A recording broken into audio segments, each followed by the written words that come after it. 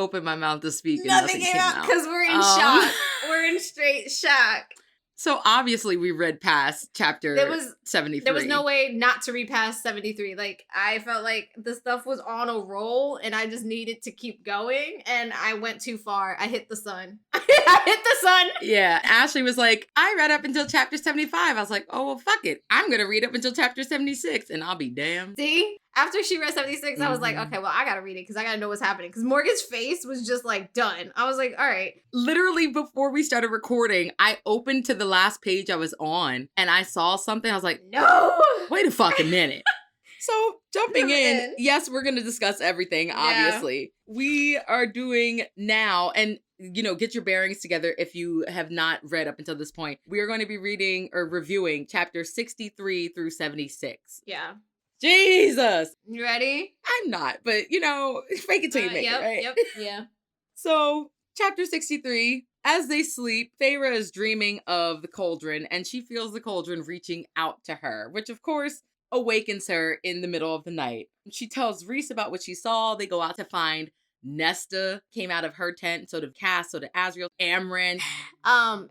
Varian came out of Amran's tent. Oh, yes. Yes, Amren was wearing his t-shirt. But we already knew from the way that he carried her out of that tent in the beginning of this chapter. Okay, yeah. So he carried her out of... they didn't even say bye to nobody. They were gone for hours. We already knew what was going down just from that little tidbit right there. So all of them are standing there. Amren felt it. And Nesta felt it because they were made. Yeah, same thing with Feyre. She was made too. So it's why Feyre also felt it. So they were trying to figure out, because they kept saying that what they felt and heard was like this really soft, brutal, harmony type of voice. And they immediately knew it came from the cauldron. The only issue was, as Feyre looked around, they were like, where the fuck is Elaine? They were like, is everybody here, present and accounted for? Where's Elaine? So immediately, Nesta, hearing that, runs towards Elaine's tent, and they find out Elaine is not there. Nesta's like throwing blankets as if Elaine was like playing hide and seek. Bruh, Nesta was very much distraught. And Feyre said she heard a sob, like cry come from her that she had never heard before. And I was like, oh, this bitch is like... Upset. Yeah, she's sad. Once they figure out Elaine's gone, move into chapter 64. Cassian is like trying to comfort Nesta because Nesta's distraught. This girl is, yeah, Nesta acts like she gave birth to this bitch, bro. Like, I can't. What ends up happening is Azriel steps up and he's like, I'm getting her back. He was the only one to like basically be like, I volunteered. And then Feyre was like, well, you're not going by yourself. I'm going to. So ultimately, what happens is Feyre uses her shape-shifting ability, and she actually shifts into Anaith. And Azriel, yes, Azriel basically hands her, because we know Anaith was wearing those blue jewels and crap. So Azriel hands her one of his siphons. Basically, they make like a makeshift costume, cosplay type of thing of Anaith's. You say cosplay? I did say cosplay. That's not how you say it. Cosplay. So they make a makeshift like costume for her, and then Azriel was gonna be behind the scenes, like in the shadows, while Feyre, being Anaith, was gonna just be out there and about, hoping to somehow find Elaine, because there really wasn't a plan. Now my thing is, okay, it was a plan made on the fly. It was an okay haphazard plan, right? Mm-hmm. But what if, for some reason, Anaith actually survived the Weaver? Then what? You got two Anaiths running around camp? Well, that was the thing. So that was why, like, Feyre took a gamble here, because she didn't know if Anaith died. So she just kind of, like, went on blind faith and was like, hopefully this bitch did her job and ate the fuck out of this. Like, you know what I mean? So yeah, I mean, the Weaver, when she shoots, she don't miss. No. So, yeah. But that's what definitely scared me. I was like, all right, we'll see. Y'all are just with all the half-ass plans this entire book. Every time, half-ass plans. So that's basically the end of chapter 64. Move on to chapter 65, and they end up at Hybern's camp. Basically, Feyre is acting her heart out, trying to be Anaith to the best of her abilities. It was cringy. She was like, yeah, what did she say? I gathered up all of the the obnoxiousness that I could and self-dignifying shit and whatever. And then she runs into Jurren. Yeah. Yeah. And even the Hybern soldiers were looking at her like, ugh. Ew. Oh, and then she also says Feyre admits once she gets in there and she's seeing how the Hybern soldiers are treating her and how she is as a Nath, she's like, a Nath was most definitely a pet for the king. Oh, absolutely. Yeah. So then they run into Jurren, and Jurren immediately knows it's Feyre. Yeah. And he gives her advice on what to say, what to do, and then tells her what tent Elain is in. Yeah. But she also makes a note of telling him because she sees one of the children of the blessed getting tortured. Yes. She's like, I need you to get her out for me too. They get into the tent so that the Hybern soldiers don't think anything else. Feyre is saying a prayer while her and Az are trying to get Elain out. And they can't get Elain out of her chains. So Azriel's like, fuck it. He puts her on his back with her hands tied around him. And he's like, all right, we gotta go. So then at this point is when it is a very half-assed plan. I was like, this plan does not sound very thought out. It doesn't, and it wasn't. And so they're running through the camp, and all of a sudden we now learn that Hybern has these hounds, like these dogs that are like the Naga. Yes! And the Naga are chasing after them, the soldiers are chasing after them, the king is just kind of taking his time because he knows he's going to catch up to them. At one point, Feyre goes down. I was just like, somebody's not getting out of this. Az is still running because Feyre's like, go, and the king is like taunting her. Az is telling Feyre like, run and don't stop. As we all know, Feyre is not great at flying. God, no. At the edge, it's a free fall drop. So she's going to have to be able to spread her wings and fly out. So Tamlin actually shows up and he is helping fight off the hounds on Feyre. Right, because she so fell. that she can get away. So she has enough time. Fell. Yeah, so she has enough time to run, jump, and make it out into the air.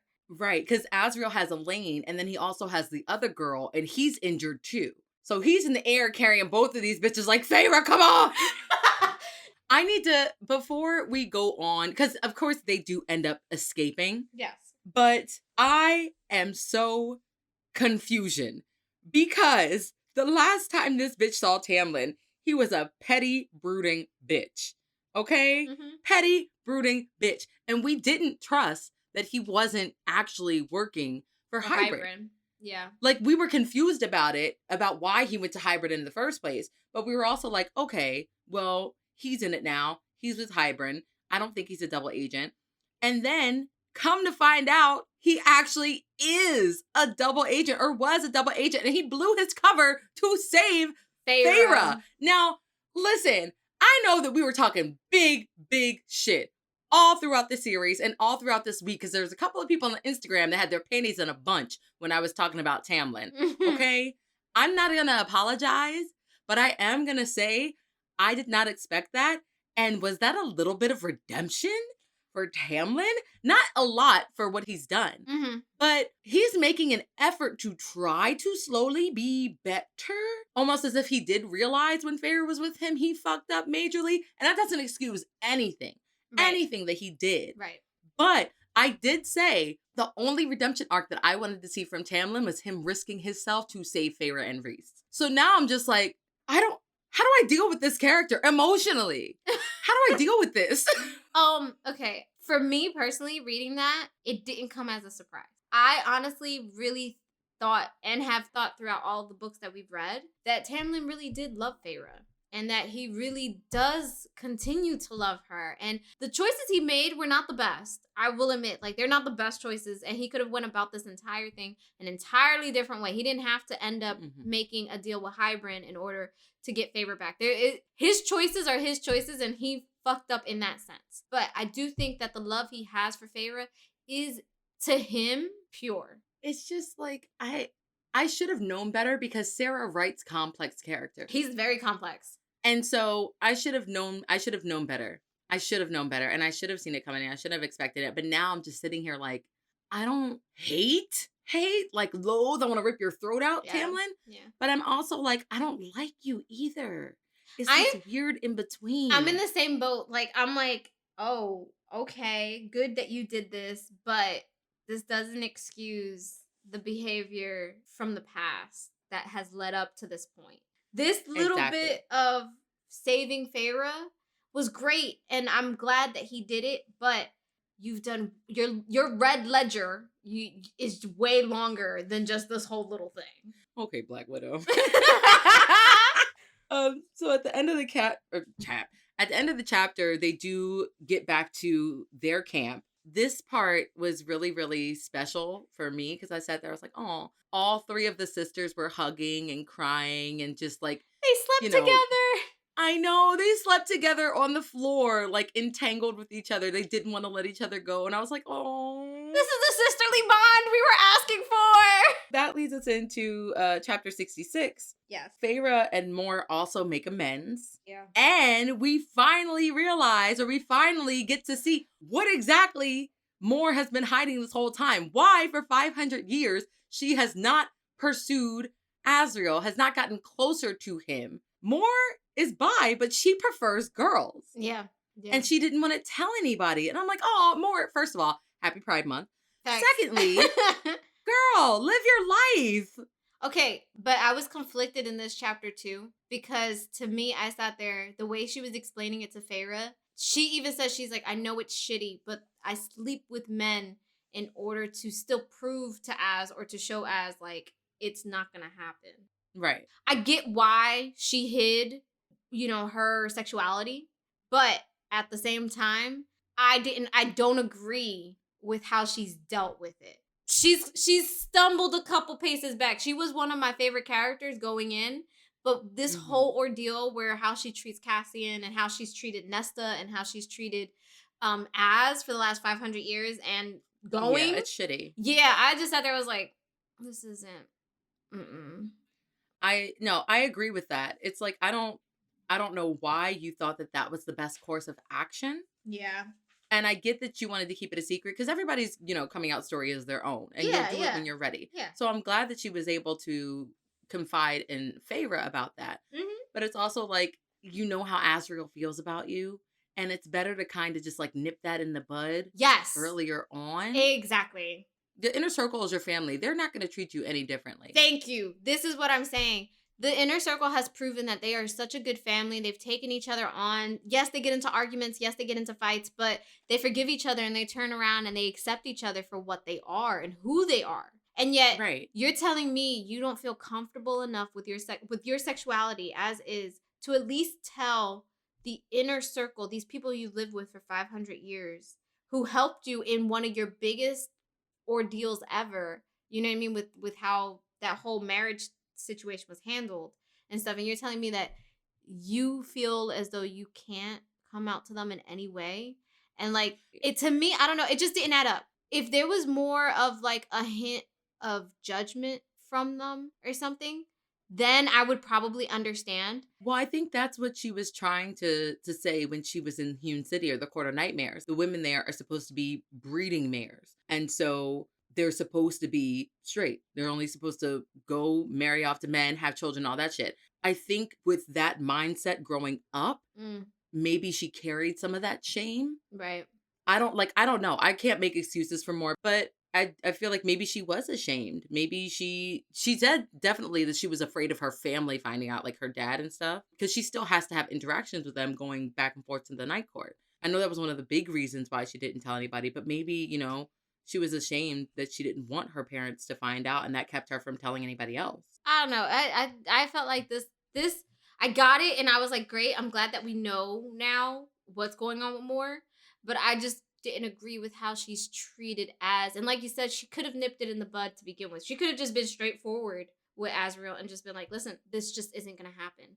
Like, I just don't see you in that way. You know what I mean? I see you as family, just not in that way. And even she says it. She's like, she does love him as family, but she never wanted to step over that line. She, like, to me, I'm like, all right, so you let this kid suffer for the last 500 years? Do you know what I mean? Yeah, I know. It's trash. I didn't say it wasn't trash. It didn't make me sympathize more with her. I like just sat there, I was like, okay, I'm glad that we know, but I still think you treated a couple people really, really shitty. Yeah, a couple of people are owed some apologies, for sure. Yeah. Later on at the meeting, they find out that Hybern's army is on the move since they now are aware that people know where they're staying. Right. And they're actually heading into the human lands, but they do figure out it is a trap. Yeah. Kind of like what they were doing earlier. They're trying to space them out and trying to drain them of all their energy. Yep. And literally, they're like, yeah, we know it's a trap, but we're still going to go. And I'm like, legit, Rhys is like, this is a trap. Feyre's like, yeah, but who would we be if we just let the humans fend for themselves? And I'm just like, y'all would be victors. Y'all would be victors of this world. Y'all would be victors of this war. Not like, victors. Damn, yo. Oh my God, not victors. So they decide that they're going to make this whole plan. They're going to be the saviors and the heroes of Prythian and the human lands. And at the end, Amren says that she's found a way to stop Hybern's army. Yeah. And it involves all 4 of the girls who were made. So, and I'm like, okay, so we're getting somewhere. We're getting somewhere. Slowly, we're getting there. So then we move on to chapter 67. Rhys and Feyre and all of the High Lords who could winnow and any of the High Fae that knew how to winnow were immediately out in the human realm. And they were grabbing people, explaining what was happening, and then winnowing them to the summer court. Cressida was there with food and being able to write people's names and things like that just to have a count. So basically kind of became like a refugee camp or something.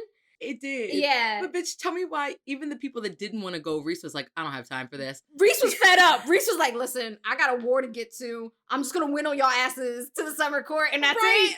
He's like, we're not going. We'd rather die than go with you. Where am I? Like, literally, they're mid-argument and Rhys is like, whew. He's like, I don't got time for this. Right. What ends up happening later on is him and Feyre end up back at the tent. He passes out because he basically like used up all of his energy trying to winnow people to and from. And then Feyre sits there and she's like, okay, I'm gonna go get this damn mirror for the bone carver. And I was like, bitch. She's like, yeah, I'll do whatever it takes to make sure that Rhys doesn't have to exert himself or overexert himself. She was like, and then I winnowed to the night court. And I was like, bitch, didn't he tell you to leave a note or something? He told you to leave a note or something, at the very least. Let's backtrack. Let him know. Let's backtrack. Because she definitely sat and was like, I don't want him exerting himself, not using all of his energy. But yet it was you who made him use all of his energy to winnow all of the humans to the summer court. Well, what else was she going to do? Let them die? She also could have been like, all of the humans need to go further south. That probably would have been smarter. It's all I'm saying. Wait, let me look at the map to make sure that was actually possible. Yeah, that was possible. She could have pushed them further south. But again, she sat here and said she didn't want to deplete his powers, and yet you are the main reason he is depleting his powers. Bruh, it was a whole thing. Another halfly made fast plan. So that leads us into chapter 68. Yep. On page 606, Feyre gets to the winter, or not the winter court. She gets to the mirror, the Ouroboros at the night court. I guess. Whatever the fuck it's called. The mirror that sees all at the night court. Right. She's describing like how she's looking into it and it's like just showing her own reflection. Then some creature of the goddamn night, she describes it and it's like a snake with paws. Yeah. So, well, okay, what I pictured was like one of those snake-looking dragons. That's what I pictured. Like one of those long, snaky-looking dragons. Dragon. You know, the long, lizard-looking dragons. That's not a snake. You mean like a kimono dragon? Not a kimono. A bearded dragon or something? No, not a bearded dragon.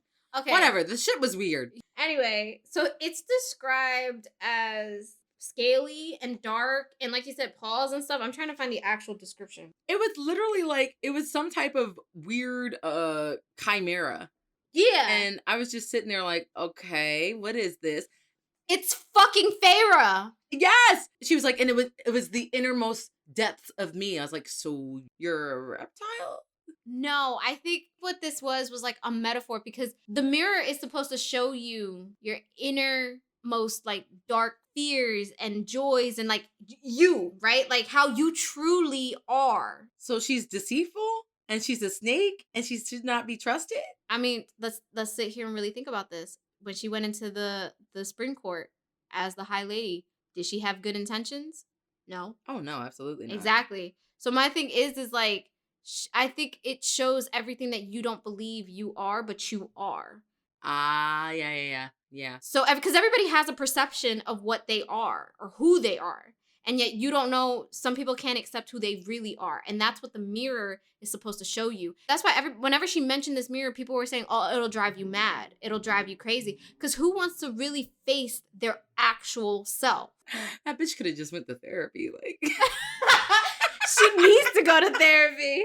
And so, like, ultimately, like, she sees the beast. It doesn't say what happened after that. Next thing we know, she done brought herself to the bone carver. She gave him the mirror, and he looks at her, and he's all like, oh, you retrieved it? You actually went and got it. All right, cool. Yeah, let's go ahead. And she looks at him like, you gonna take the mirror? No, I don't need it. I just wanted to make sure you was worthy. Bruh, not... When I read that, now the gap in time, the whole skip from her looking into the mirror to get into the bone carver, I was like, oh, something happened. Did I miss something? Something serious happened. Something happened. Yeah. And then when she got there, he was like, yeah, no, I don't really need it. I just wanted to see if you could get it. Facts. Are you fucking kidding me? I was pissed. I was like, so all that for nothing. Cool. You good. You good people. You good people. I help out. What? Like, what? You couldn't have just... Okay. All right. She grabs his hand at the end. She's like, let's fucking go. I got a war to win, dumbass. Let's go. And that leads us into chapter 69, of course. So it's the next day before battle. They're on their way to the human lands, and Feyre and Nesta stop. They change in the back of the wagon into their Illyrian leathers. And of course, Feyre always had her Illyrian leathers. So I'm like, oh, okay. But Nesta put on Illyrian leathers, and I was like, let's go, Nest. Hold on, but you know Cassian sat there and he was like, that's my girl. That's my girl. Right. He's like, that's you see that? That's me. I did find it funny. It's not of great importance, but I found it funny that they also gave Amren Illyrian leathers. Baby leathers. But Rhys was like, don't tell her they were made for a child. She was very upset. That was hilarious. The part that got me about this chapter was, one, Azriel gives Elaine his blade, Truth Teller. He is never... Rhys is dumbfounded. Rhys is like, what the fuck? And then on page 12...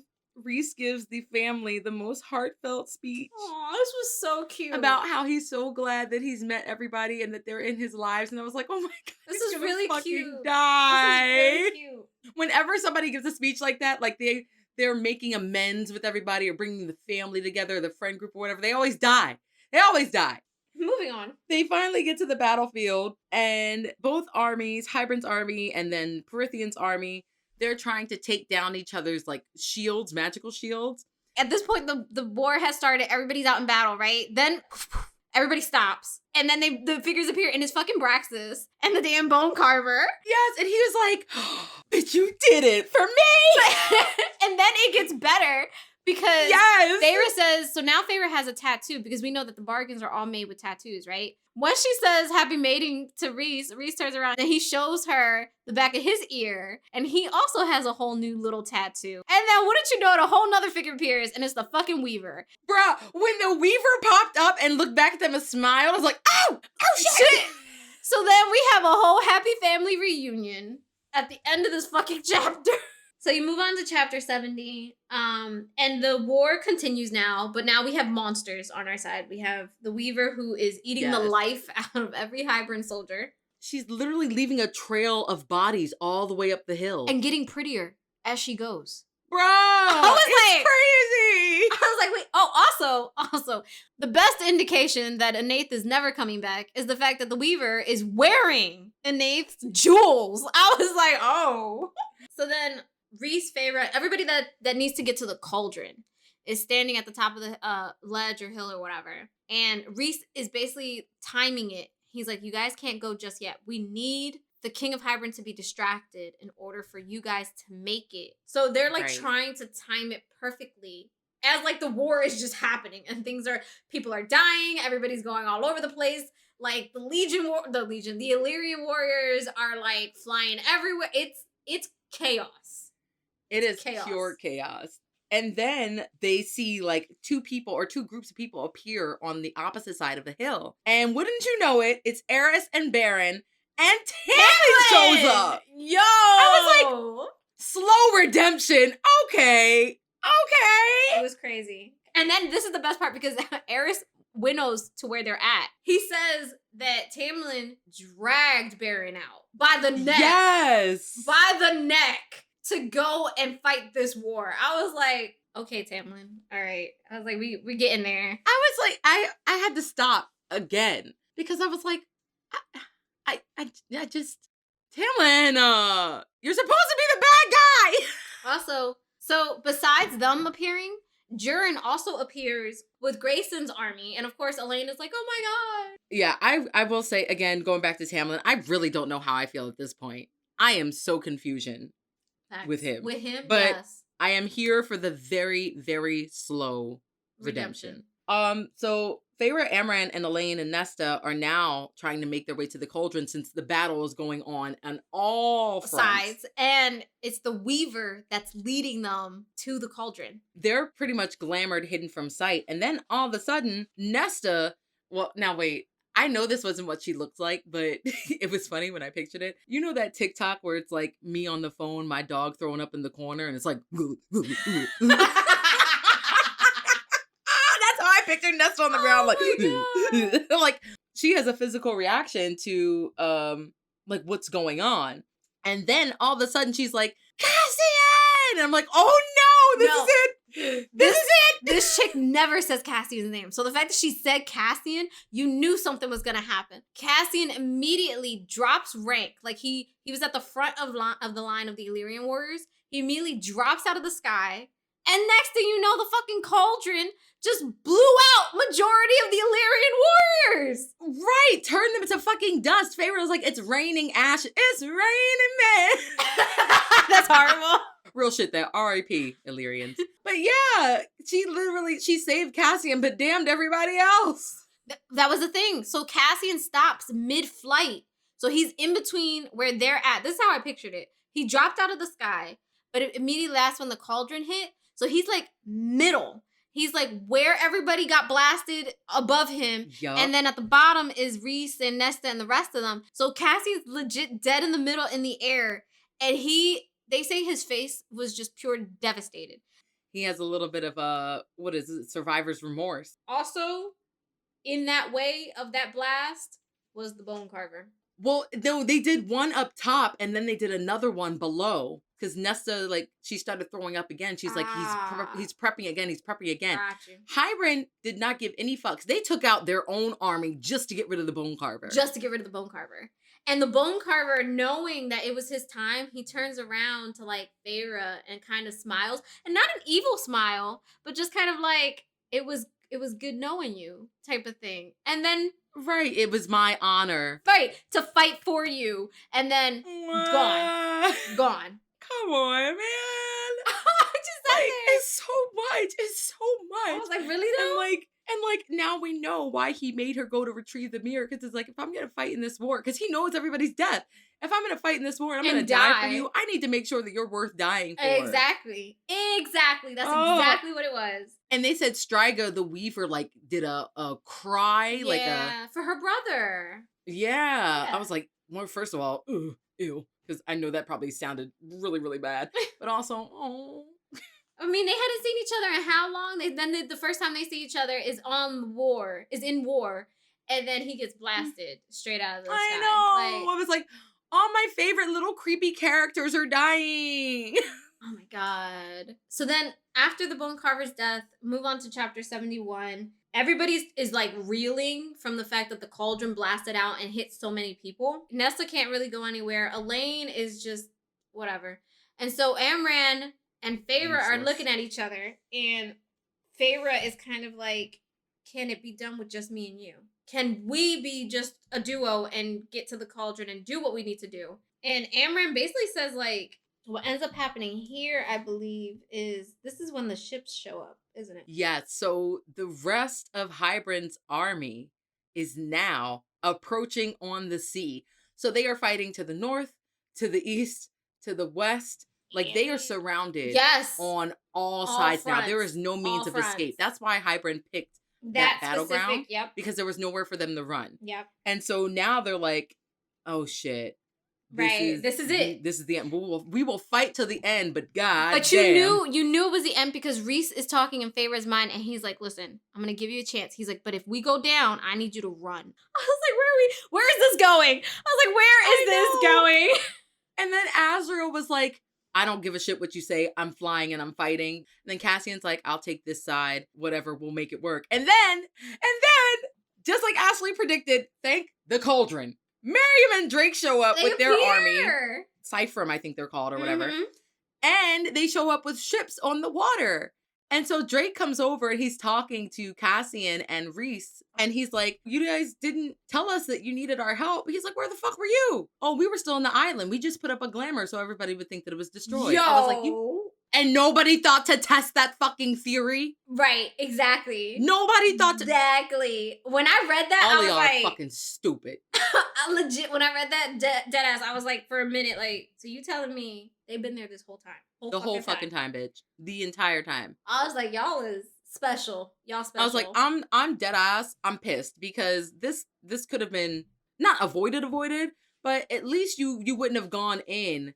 So like, right, you know, right. This is the last stand. Exactly. We will fall together. Like it would have been, and you would have had somebody else to also bounce your ideas off of instead of going into everything half-assed. Exactly. So they end up having a conversation for a little bit, and of course, Drake also mentions how they came to, so they were already on their way to come help because of Hybrid. Feyre and them were like, it was like, "Oh, so Lucien found y'all." And they were like, "No." So what happened was, he was like, "We were already on our way, and then we met up with the Prince of Merchants."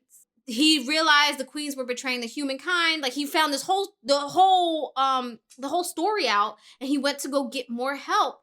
Found Vasa, brought her back, ran into Drake and Miriam, and Drake is like, he named his ships after his daughters. And he was like, his ships are named the Feyre, the Elaine, and the Prince of Merchant is on the Nesta. And wouldn't you know it? Charging into battle. The Prince of Merchants is their father!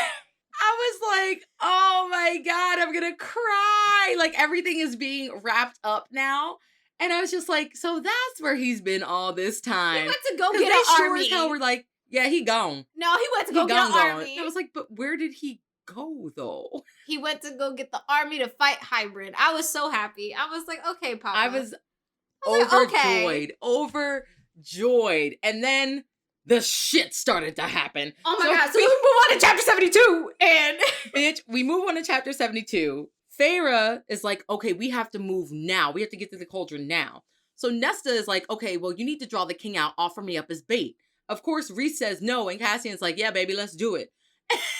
And they were like, fuck you, Rhys. Nesta's like, you're not my High Lord, bitch. That's exactly what she said. She was like, you ain't my High Lord, so I don't take orders from you. I just thought that was like, but he is, and he gave you a whole job, bitch, so okay, I was like, Nesta. Go off. And then I was really surprised, though, that Cassian agreed to this plan. And Amren and Feyre are going to try to run to the Cauldron while nobody's there. And I was just like, this plan is not going to end well. But the whole thing with Cassie's like, let me repay this debt. Yo, he was like, the more he talked, the more teary-eyed I got, because Rhys was like, no. Cassian is like, listen, he's like, your mother was kind to me. Let me repay this debt. Let me repay her.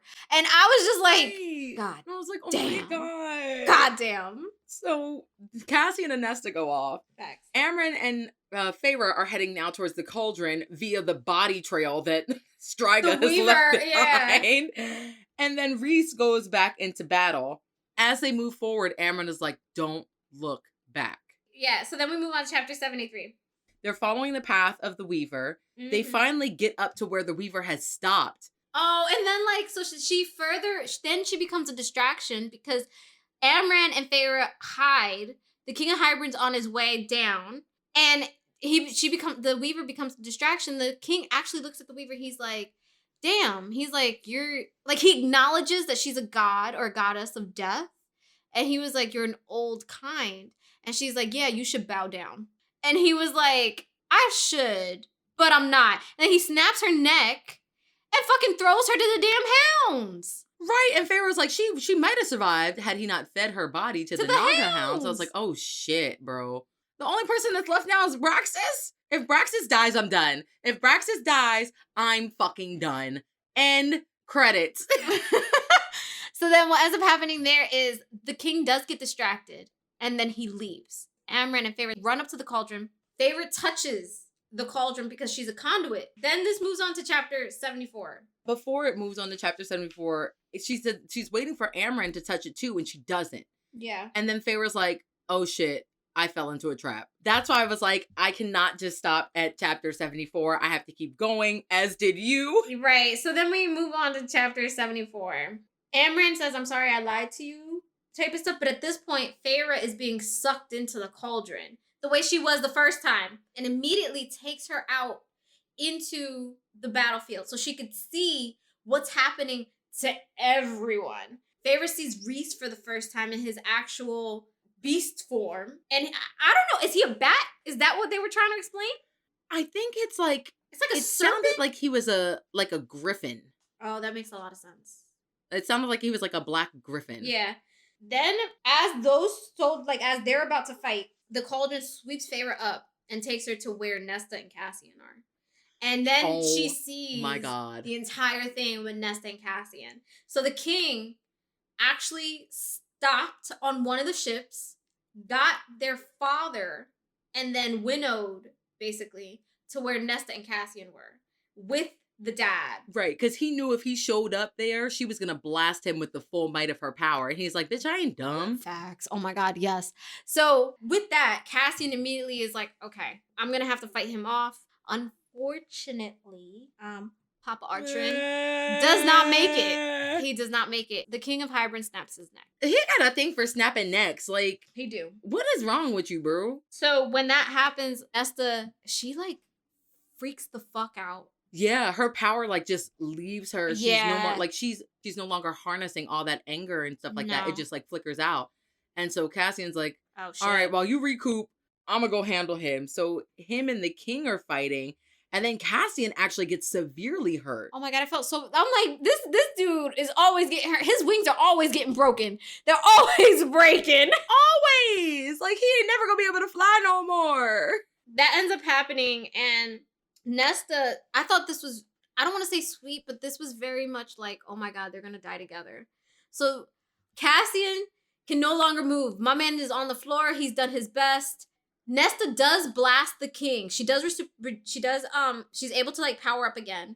She was able to like basically get him away from Cass. She runs to Cassian, and Cassian's like, just go, just run. He's like telling her like, I'm no use. Just go, just run. Right, and she's trying to pick him up. She's like, I can't do it. You have to help me. Right, I can't. I don't have the strength. And then the king gets up, and he starts walking towards them. And at this point, Nesta is just kind of like, well, fuck it. If Cassian's dying, I'm dying. Right. I was like, oh my God. She throws her whole body over him, and Cassian hugs her, and Cassian says these words. Wait, it was so sweet. Oh God, what did he say? He said something along the lines like, it's right here. Wish we had more time. Yeah, he's like, I have no regrets in my life but this, that we did not have time, that I did not have time with you, Nesta. And then he's like, when he realizes they're about to like die, he's like, I will find you again in the next world, the next life, and we will have that time. I promise. I know. I was like, Cassian!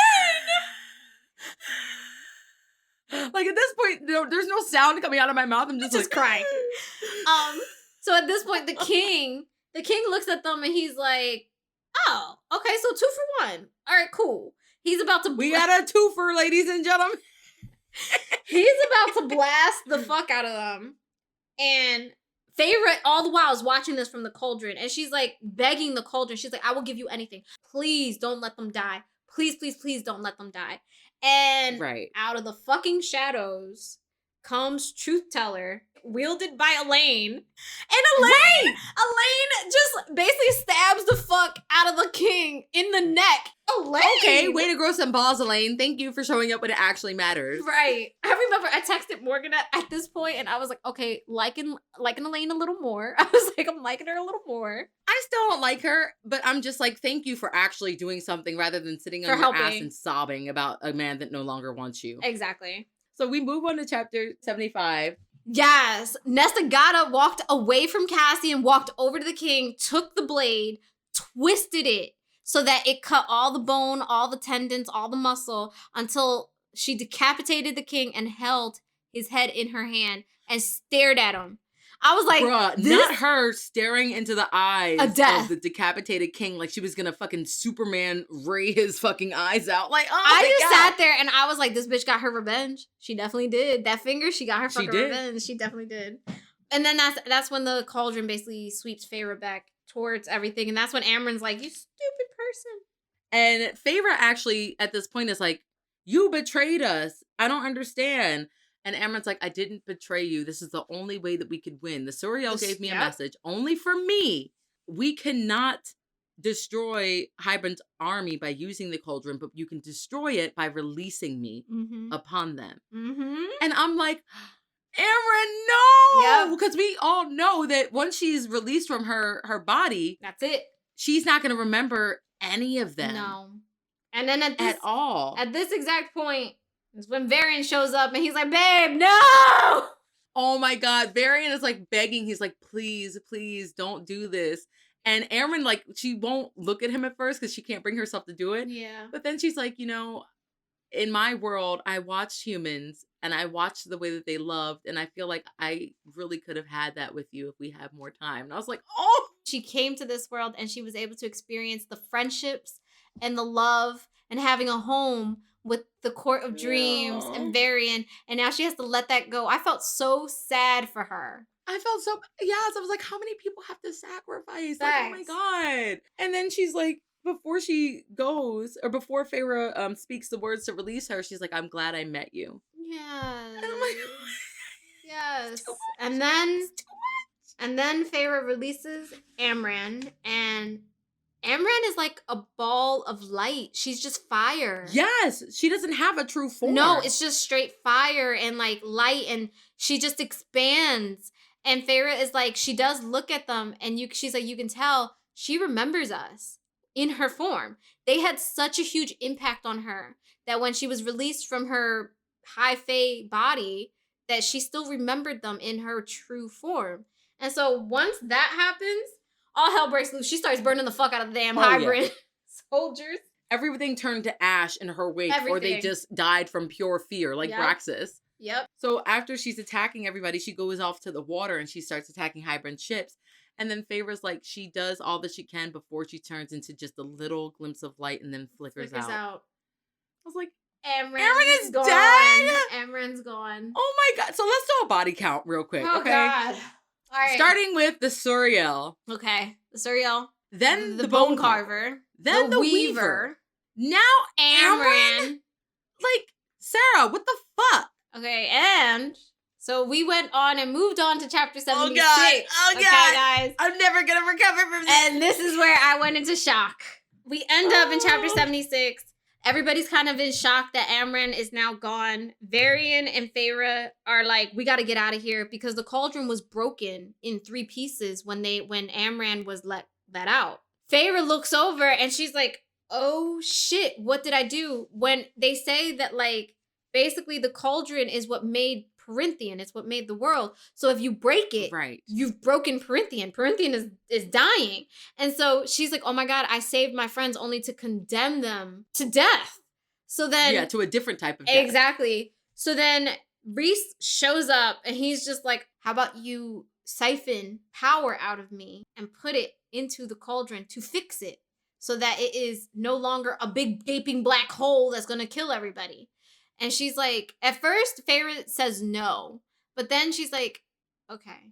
And so they sit and they do it. And Rhys, so Feyre, the way I pictured it was Feyre is knelt before the pieces of the cauldron. And Rhys is behind her holding on to her. That's how she's able to siphon his power. And so she ends up reciting the spell that Amren gave her, tweaked it just a little bit. I think she like changed the word or something. And she recites over and over and over the spell that Amren gave her. And as she's doing that, she's siphoning out Rhys's powers to help her rebuild the cauldron. I love you. Oh. And she tries to turn around and look at him, and he's like, I love you. And this whole time, too, he would not let her into his mental barriers. No. Yeah. And why? You might ask, would he not let her into his mental barriers? Because when that shit was done and the cauldron was put back together and all was said and done, Feyre turns around and Rhys is laid out on the fucking floor. He's dead. Okay? He's not breathing. I'm like, how many people have to die? The one thing we were trying to avoid this entire book, and it still happens. Like, and when I was literally just read this, when Ashley and I were doing our testing for the audio before we got on here to actually record the podcast, I was like, I'm really upset. Yeah. I'm really upset. Yeah.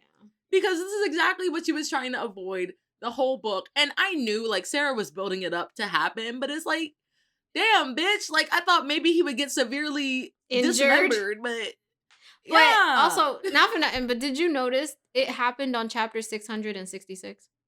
Did you notice that? You mean page 666? Yeah. Page 666. Yeah, I didn't. Yep. I didn't. All I noticed was that Feyre said she turned around and he was on the floor and he wasn't breathing and she could not feel the mating bond. And I was like, so guys, I just want to give y'all a visual. Morgan is legitimately crying. Stop. Don't tell them that. It's okay. Like, we love these characters. They've grown apart. I'm just like, I'm at a loss for words. Like, why him? Like, he gave everything. But that was why, though. That's why, though. Oh my God. That's what makes him so superior to Tamlin or to any of the other High Lords, is the fact being that Rhys was willing to sacrifice everything. He had been under that mountain for 50 years, sacrificed himself for his friends, for the inner circle, for Velaris. Then officially meets his mate and is able to have time with her and realizes during this war, I might not make it out. And he's still willing to sacrifice. He's still willing to sacrifice himself. That's what makes him such a good High Lord. That's what makes him such a good High Lord. It's just not fair. That's what makes him good. That's what makes him such a good character, too. He's an amazing character. Made him such a good character because he's fucking dead. We don't know this. She brought back Feyre. Yeah, but it's not the same. How is it not the same? They're both main characters. Because she was a human. We don't know. They could be able to bring him back. You don't know. I'm really upset. Like, anywho, that's where we end for this episode. Yes. So it's a very what is it? Oh, solemn. It's very fucking emotional. Yeah. It's very emotional. It's very sad. Shocking, really, because I didn't really expect it to actually happen. Right. Like, I figured they'd figure something even out. with Amren, I was like, okay, well, Amren's a part of the inner circle, so maybe that's the big person that, like, dies because she was such a vital part of their lives. But I'm like, you're literally ripping out the core of the group. Facts. Like, for what? What is the reason? All right.